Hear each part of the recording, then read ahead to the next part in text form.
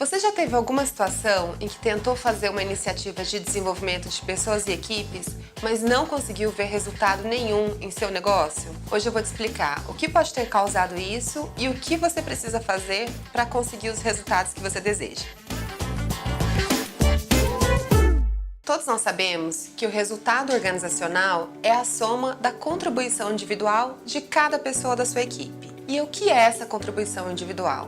A contribuição individual é a manifestação do comportamento, aquilo que as pessoas escolhem fazer no seu tempo no trabalho. Se uma pessoa ela tem meia hora para terminar o seu dia, meia hora ainda antes de ir embora, ela vai decidir o que ela vai fazer com aquele tempo.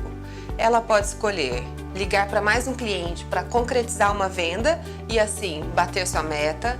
Ela pode escolher alinhar um assunto com algum colega de equipe ou de uma outra área e contribuir com este projeto, ou ela pode simplesmente abrir algum site, a internet e ler um artigo ou entender o que está acontecendo ali no seu Facebook. A forma ou a decisão que ela tomar neste momento de como investir seu tempo vai afetar diretamente a contribuição individual dessa pessoa no trabalho. Um outro fator que interfere no comportamento é a forma como as pessoas interagem com os outros. Essa forma pode ser educada, colaborativa, ríspida, indiferente, desrespeitosa. De novo, isso vai ter um impacto lá no resultado individual e da empresa. E aí você pode me perguntar, Laura, eu já coloquei em treinamento uma ou todas as pessoas da minha equipe e este treinamento não fez com que elas mudassem de fato o seu comportamento no dia a dia. Então eu vou te explicar agora o porquê muitas vezes isso não acontece. Aquele treinamento, aquela ação de desenvolvimento, ela não surte efeito, né, não vem e se manifesta no dia a dia.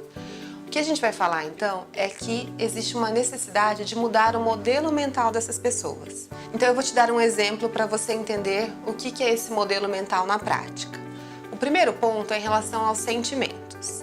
Então imagine uma situação em que um gestor tem duas pessoas na sua equipe e ele chega para apresentar o seu plano de trabalho.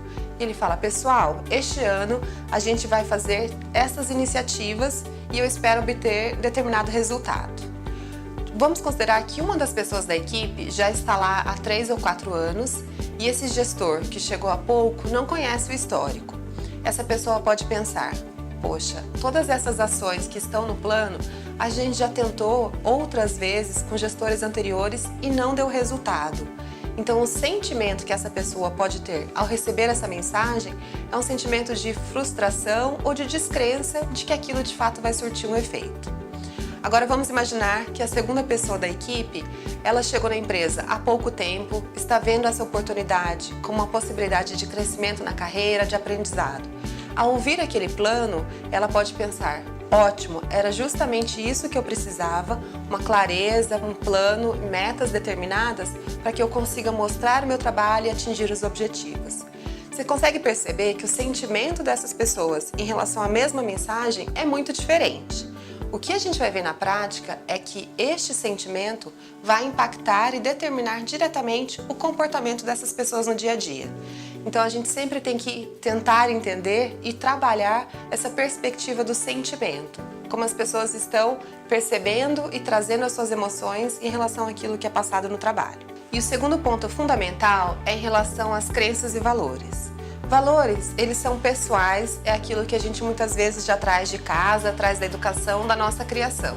Se eu chego numa organização e percebo que neste ambiente as pessoas são muito individualistas e elas prezam por entregar seus resultados de forma individual, separada dos demais membros da equipe, para que elas possam ser mais reconhecidas, elas vão trabalhar para que isso aconteça. Então, se eu entrei neste ambiente, apesar de ter o meu valor pessoal de respeito pelas pessoas, de trabalho em equipe, se eu entender que essa é a forma de ser reconhecido e aceito neste ambiente, muitas vezes eu posso levar essa crença para o meu dia a dia. Ou seja, eu até gostaria de trabalhar de uma forma mais integrada, mas eu entendi que aqui, neste ambiente, para ser aceito e reconhecido, eu preciso trabalhar de uma forma mais isolada, mais individual.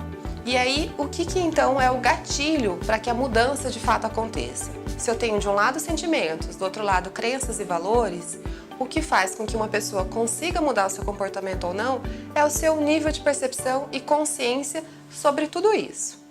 Então, por isso que a gente fala, muitas vezes, por que um feedback é um momento tão importante? Porque a gente consegue dar a oportunidade da pessoa ouvir aquilo que muitas vezes ela não está percebendo sozinha e então mudar a forma como ela está interpretando e encarando os fatos. Não é uma tarefa fácil, é um exercício que exige que o líder tenha competências, é o que a gente fala hoje em dia muito de líder coach, de perguntar, dedicar tempo para a equipe, entender de fato o que está se passando, entender as diferenças entre as pessoas, personalidade, sentimentos, as crenças e valores, para que ele consiga então colocar uma nova perspectiva e mudar esse modelo mental. Bom, o desafio não é pequeno, então para ajudá-lo, eu escrevi um artigo no nosso blog para que você possa aprofundar um pouco mais o seu conhecimento sobre o assunto.